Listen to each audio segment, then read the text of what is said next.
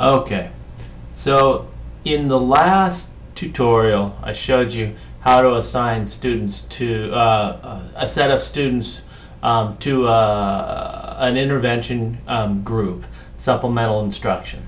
In this, I'm going to look at the same group of students and how a teacher might be able to take a group of students and be able to analyze those students and assign them additional interventions personalized to them.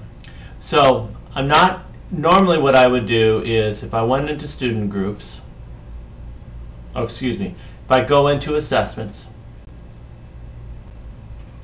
and I will choose elementary curriculum and the teacher. Now if this is the teacher, Cassandra Apsley, and if this was the teacher, all she wouldn't have to do is she wouldn't necessarily choose the curriculum or the subject or the teacher. She'll just have to choose all of her students in elementary. And so I could choose that one. So it gives me her 33 students. Hopefully we don't have anybody that has 33 students.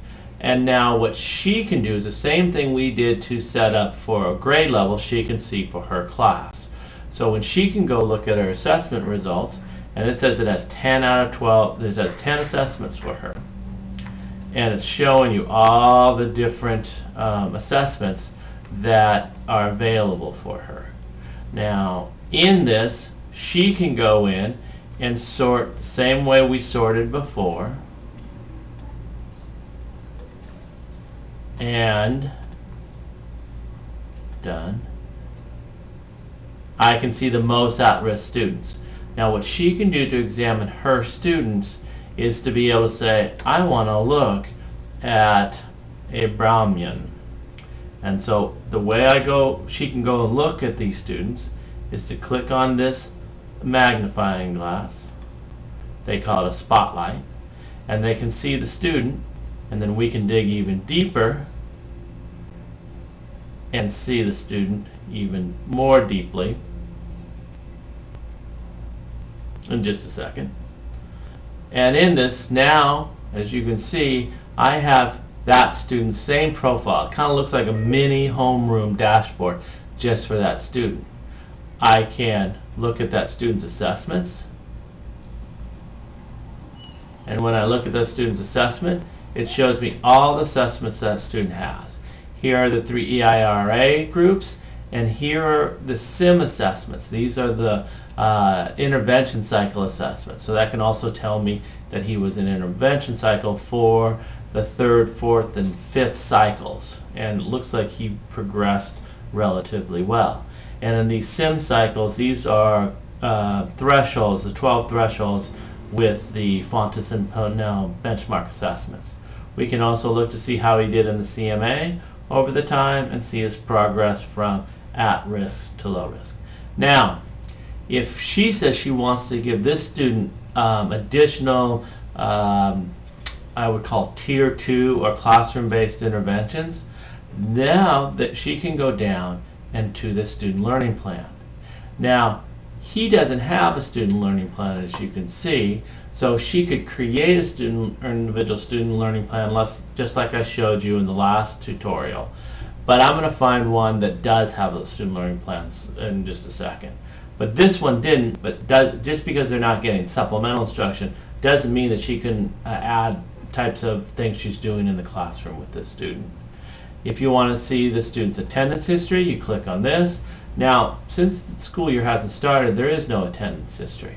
But if I go up to the calendar and look the year prior, we can examine this student's attendance history. And it looks like the student attended about 85% of the time. At 15% of the days they missed absent. So this would put this student at risk of, this is a student that would be not meeting the threshold of the 90% attendance. But this gives you how they will see attendance. As soon as the school year starts, you'll be able to see the attendance for the current year. In the discipline history, if you click on this, there's no discipline history because there's no been days at school. But if we look at the previous year, there was none either, but it would show up if it was there. In observations, any observations a teacher has made, they would show up there. Put it in. Services.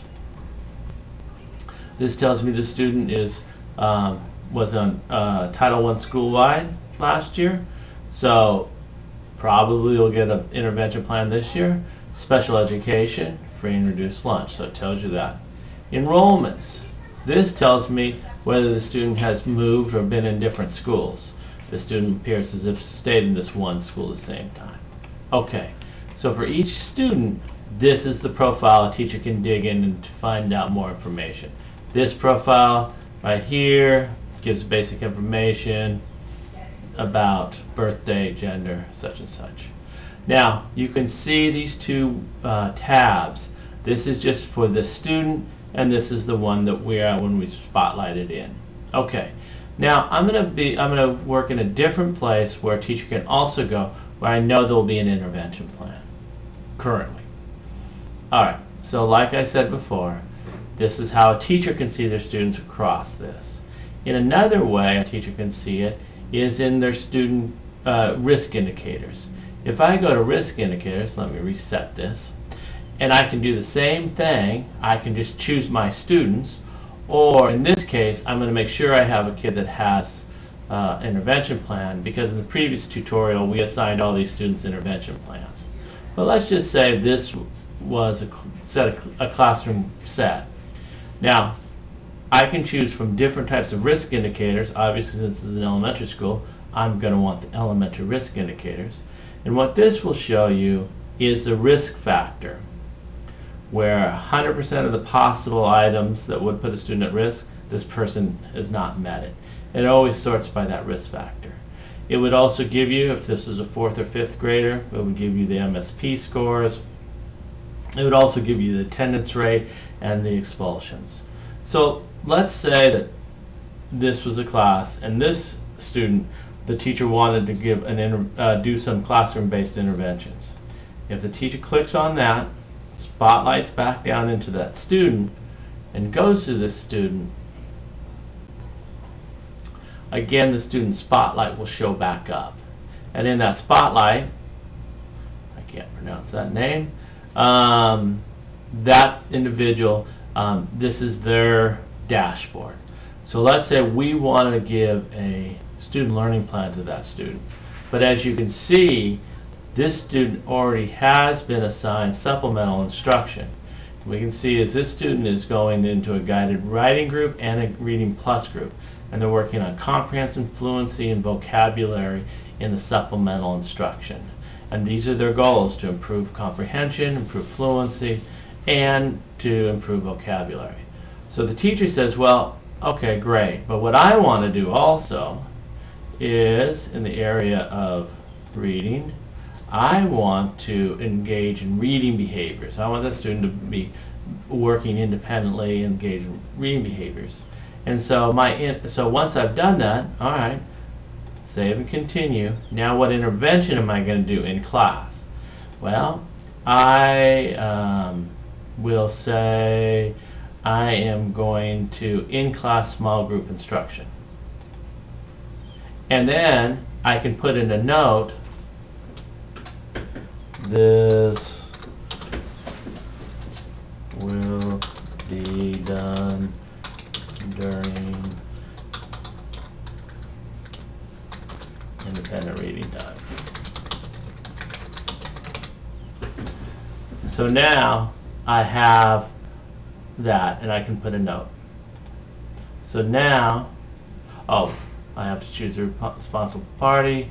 That's the school. Save. Now, I've just added that group. Now, if I want to look at anything, I can add progress as the year went along and write notes. So every 6 weeks I can say some progress, no progress, insufficient progress, and put any notes in it. Done. So now when you look at this, now you can see all the interventions done by that student. So now I have notes on it. I teach anybody who looks at this student, who wants to know, all that information is available. And when anybody does something to this plan, it automatically adds to the plan. So that's how a teacher can also add to this plan. So the support staff can do it, teachers can do it, they all combine to do it, so we can really evaluate how those plans are done and who's doing what.